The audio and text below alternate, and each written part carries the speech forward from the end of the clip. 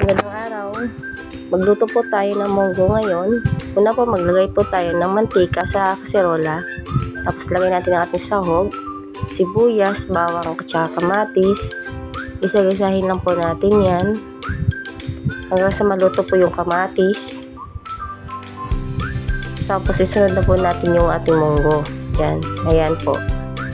Yung munggo po pinapakuluan ko na po yan sa pressure cooker para madaling lumambot. Mabilis na lang po yan.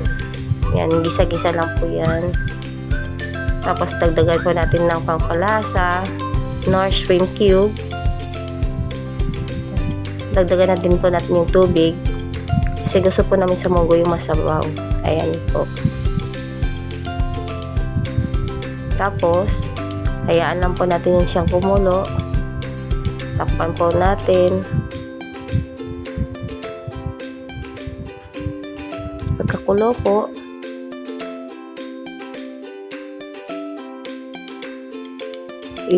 dadagdag na natin ating gulay. Gulay na ilalagay ko po, okra, sitaw at kalabasa.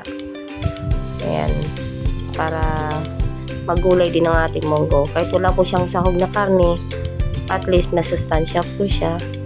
Tsaka meron tayong makakain gulay. Ayan po. Kakulo din po.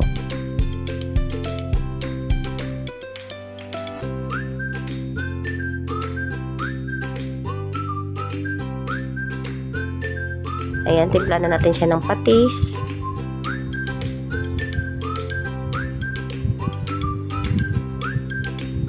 Paminta.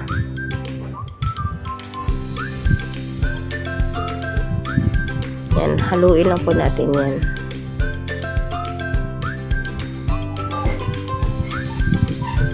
Sunod na natin ating sili. Sili green po. Madali lang po talaga yan kasi napalamot na po natin ating munggo. Ayan, okay na po yan. Tapos sunod na ako ng ampalaya. Ayan. Isang kuluan lang po yan. Huwag na natin kasobrahan kasi lalong papait. Okay na po yan. Mabilis na po yung maluto. Maraming salamat po.